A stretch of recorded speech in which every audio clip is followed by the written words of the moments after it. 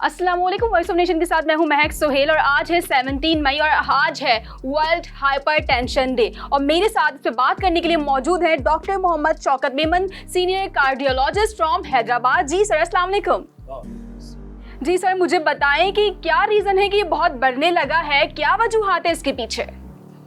ये जो blood pressure के जो बढ़ने के जो रुझानात हैं उसकी वजह है लाइफ स्टाइल आजकल का। ठीक है। सेडेंटरी लाइफ स्टाइल है, फास्ट फूड का ज़माना है, लोग एक्सरसाइज कर नहीं रहे और इसके साथ साथ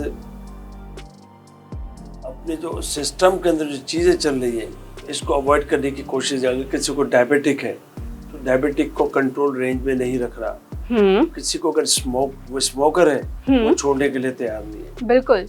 air pollution, water pollution, food pollution, ये सिस्टम को ऐसे नाकारा की हद तक कर दिया है कि ये जो दिल की बीमारियां हैं बतदरीज बढ़ती चली जा रही हैं और ब्लड प्रेशर लाजमत एक बहुत बड़ा रिस्क फैक्टर है कार्डियोवास्कुलर डिजीजेस के लिए।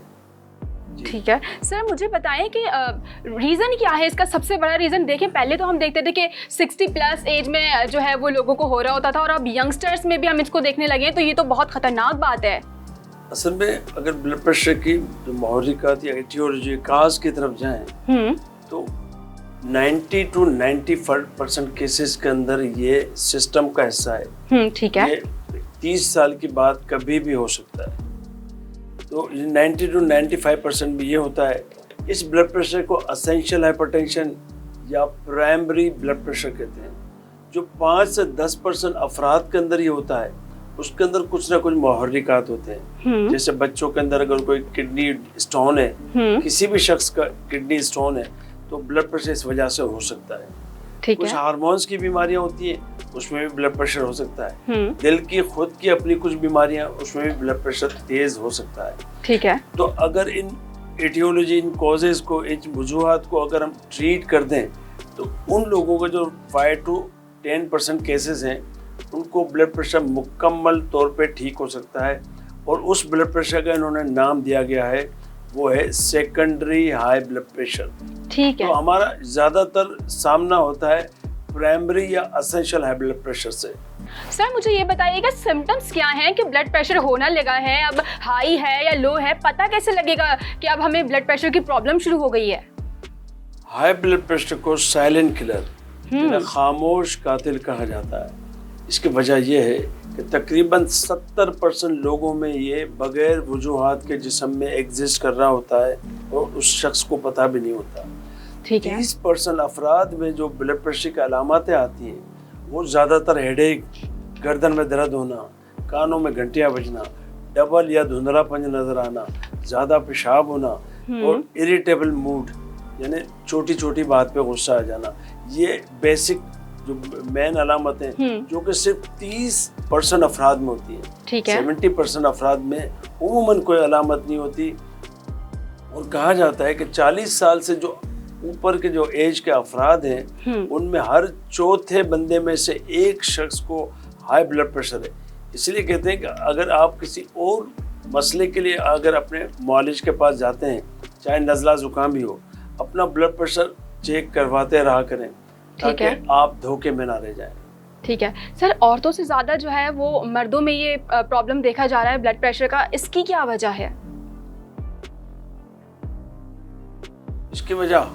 इसकी वजह सबसे बड़ी वजह है कि औरतों की कोई बीवी नहीं होती। ठीक है।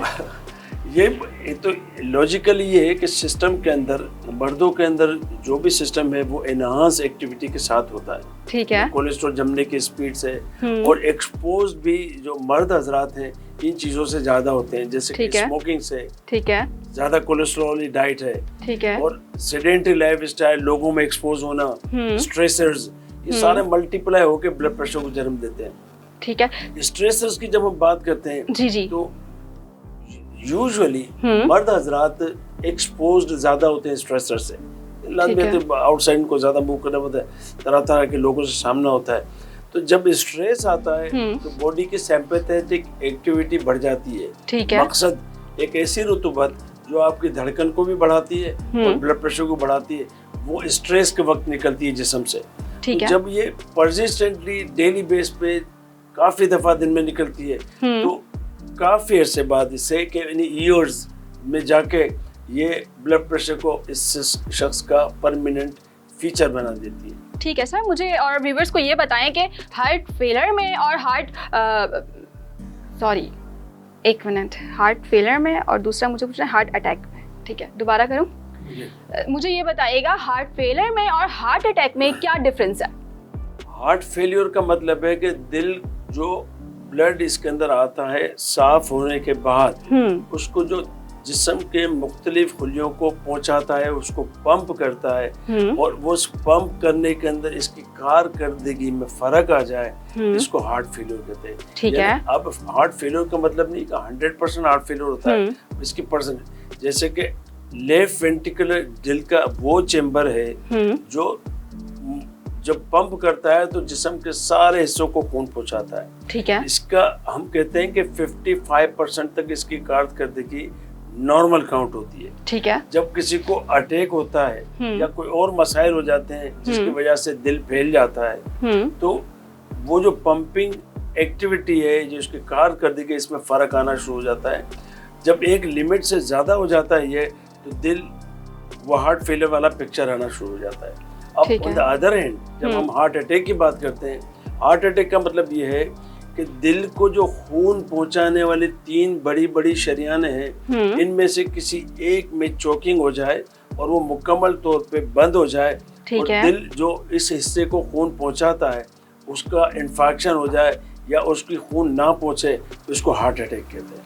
ठीक है, व्यूअर्स को ये बताइए डॉक्टर साहब के हमें डॉक्टर से कब कंसल्ट करना चाहिए? कौन सा ऐसा पॉइंट है जब हमें ये लगे कि बस अब क्योंकि बेसिकली लोग ये करते हैं कि जब तक इमरजेंसी की सिचुएशन नहीं आती तब तक वो डॉक्टर के पास नहीं जाते, सबसे बड़ी गलती करते हैं। तो आप बताइए कि कब डॉक्टर से रुजू करने की ज़रूरत पड़ सकती है?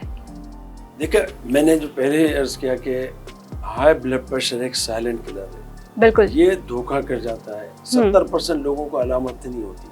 इसीलिए मैंने पहले ही बताया कि जब किसी और मसले के लिए, किसी और बीमारी के ट्रीटमेंट के लिए, चाहे ये नज़ला जुकाम ही क्यों ना हो, अपने मालिज के पास जाएं तो कहें एहतियातन हमारा ब्लड प्रेशर चेक कर लें। सही। या आपके घर में या अड़ोस पड़ोस में कोई ब्लड प्रेशर का मरीज है, आजकल ये शहरी ट्रेंड तो चल ही निकला है कि जिनके घर पे ब्लड प्रेशर का कोई पेशेंट होता है तो बीपी अपरटस इनके घर पे जरूर होता है। बिल्कुल, 95% लोगों मैंने तो देखा ही। तो अगर वो शख्स ब्लड प्रेशर का मरीज अगर एक घर में है और दूसरे अफराद की उम्रें 40 के इर्द गिर्द आ चुकी हैं, ठीक है, तो फ्रीक्वेंटली कभी मौका देखा तो ब्लड प्रेशर वक्तन फवक्तन ब्लड प्रेशर चेक करवाते रहें, ठीक है, ताकि आप अंधेरे में ना रह जाएं। ठीक है, ठीक है। अच्छा, ऐसी इमरजेंसी अगर घर में हो जाती है और किसी के घर में कोई मौजूद नहीं होता, या हम कहें कि अगर एम्बुलेंस है वो आने में देर कर देती है और किसी की बहुत ज़्यादा तबीयत ख़राब हो जाती है कि हार्ट अटैक के सिम्टम्स आना शुरू हो जाते हैं, तो क्या ट्रीटमेंट घर वालों को देनी चाहिए, क्या बर वक्त करना चाहिए, ये बताइए। गाइडलाइन के लिहाज से तो ये कहा गया है कि जैसे ये घर के हिसाब किताब में तो मैंने कुछ नहीं कहना, लेकिन जब आपको कोई गाड़ी ड्राइव कर रहा है जी और उसको लगे कि मुझे कुछ अटैक वाले अलामत आने शुरू हो गए, शदीद सीने में दर्द हो रहा है, उस शख्स को कफिंग करते रहना चाहिए, खांसते रहना चाहिए, क्योंकि हार्ट अटैक अगर किसी बड़ी शरीयान का हुआ है तो दिल का पंपिंग पावर खत्म हो जाता है। ठीक है। और हार्ट फेलियर या ऐसे इसको कहते हैं ब्लड प्रेशर ड्रॉप होना शुरू हो जाता है। जब आप कफिंग कर रहे होते हैं, coughing is like a CPR, जैसे आपके सीने को कोई कंप्रेस कर रहा है। ठीक है। आप मुस्तकिल जब अपनी डेस्टिनेशन या हॉस्पिटल तक नहीं पहुंचते, कोशिश ये करें कि आप ब्लड प्रेशर ये अपना कफिंग करते रहें, ताकि ये आप और इसी तरह घर से भी निकले तो भी इसी तरह से करते हुए निकले। ठीक है। मैं पिछली एक मीटिंग में ये कह चुका कि किसी को अटैक का शक पड़ जाए कि अटैक हुआ है, घर पे कोई ऐसी रेमेडी नहीं होती जो आपको अटैक से बचा सके। इसलिए आप जितना रैपिड एक्शन लेते हैं इतना रैपिड एक्शन लेके हॉस्पिटल तक पहुंचने की कोशिश करें। ठीक है। अच्छा जी डॉक्टर साहब, मुझे ये बताइएगा, जब हम नौजवान नस्ल की मैं बात कर रही हूँ आपसे, तो यहाँ जो मैं हार्ट अटैक ज़्यादा देख रही हूँ अब, तो क्या इसके लैग कहाँ पर है? फिजिकल एक्टिविटीज़ में है, फास्ट फूड की वजह से बढ़ गया है, या लैक ऑफ स्लीपिंग है? असल में रिस्क फैक्टर्स 2 तरह के होते हैं जी। हार्ट अटैक के रिस्क फैक्टर 2 तरह के। मॉडिफाइबल जिनको हम चेंज कर सकते हैं और नॉन मॉडिफाइबल। ठीक है। नॉन मॉडिफाइबल में हम बात करें तो आपकी आ जाती है एज, किसी की उम्र 40 साल से ज्यादा इसको कम नहीं कर सकते। ठीक किसी है। के खानदान में अटैक चल रहा है उसको खत्म नहीं कर सकते। ठीक अच्छा, है। मॉडिफाइबल की बात करें, और smoking- मैं आपको यहाँ इंटरप्ट करूंगी डॉक्टर साहब, मुझे थोड़ा सा इस चीज को एक्सप्लेन करिएगा। अगर किसी के खानदान में प्रॉब्लम होती रही है तो जरूरी है कि नेक्स्ट जनरेशन में भी ये प्रॉब्लम चलते जाए? जी हाँ, जेनेटिक्स का भी रोल है। ओके। इसीलिए कहा जाता है कि जिनके खानदान में हार्ट अटैक हो चुका है और यंग एज में, यानी कि हम 50s के को यंग जो 50s के अंदर आ जाते हैं अटैक वाले पेशेंट्स, इसको हम काउंट करते हैं कि यंग एज में इसकी फैमिली में टेंडेंसी है। अच्छा। तो उन लोगों को, उसके फैमिली के दूसरे अफराद को जो हम लाइफ स्टाइल मॉडिफिकेशन अटैक के बाद बता रहे हैं, अगर वो इससे पहले ही वो अपनाना शुरू कर देंगे अटैक से पहले, तो उनके अटैक होने के चांसेस मिनिमम है। इसलिए कहा जाता है कि मॉडिफाइबल रिस्क फैक्टर्स को आप हमेशा लेके चले साथ में।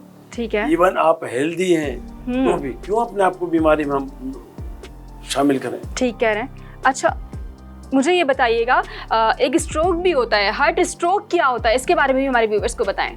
स्ट्रोक मैंने कहा ना कि कार्डियोवास्कुलर डिजीजेस, कार्डियोवास्कुलर डिजीज का मतलब ये है कि दिल की बीमारियां जो और शरियानों की बीमारियां, शरियान की बीमारी जब किसी को ब्लड प्रेशर बहुत अरसे तक रहता है और नेग्लेक्ट रहता है तो कहीं ना कहीं इसने नुकसान करना है। नुकसान करने के इसके 5 पॉइंट्स हैं जी, और वो है 5 में से पहला नंबर हुआ कि दिल, दिमाग को जब ये ब्लड प्रेशर नुकसान करता है तो पैरालिसिस करता है, स्ट्रोक कर देता है। यानी कि वहाँ की शरियान अगर जब रप्चर होती है या इसके अंदर प्लेक या कोलेस्ट्रॉल जम जाता है और बंद हो जाती है तो उस वक्त उसको पैरालिसिस हो जाता है। जब दिल की तरफ ये चीज जाती है तो हार्ट अटैक कर देती है या हार्ट फेल्योर कर देती है। जब गुर्दों की तरफ जाती है तो किडनी डिजीज कर दी है, रीनल फेल्योर कर देती है, आंखों में जाके ब्लाइंडनेस कर देती है, पेरिफेरल वेसल्स को इन्वॉल्व करती है, तो कभी कभी गैंग्रीन जिसमें पाँव वगैरह को जो भी काटा जाता है वो सिलसिला शुरू हो जाता है। जी ठीक है, मुझे ये बताएं कि क्या ग़िज़ाएं ली जाएं कि इनसे बचा जाए?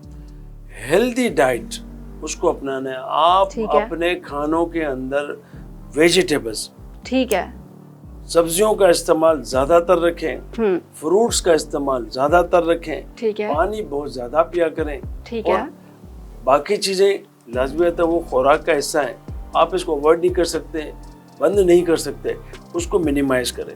और अगर जब आप खाने के लिए बैठें तो सुन्नत रसूल सल्लल्लाहु अलैहि वसल्लम तरीका है कि हम पानी का एक बड़ा सा गिलास पिएं, अपने पाँव को एक को उठा के इसने पेट को दबाने की, क्योंकि 1/3 इसमें डिवाइड करना होता है। तो 1/3 पानी कर लिया, आपने अपने पेट को प्रेस किया तो 1/3 एयर के लिए, आपने हवा के लिए जगह बना दी, ठीक है, और बाकी जो खुराक है वो चबा चबा के आराम से खाएं।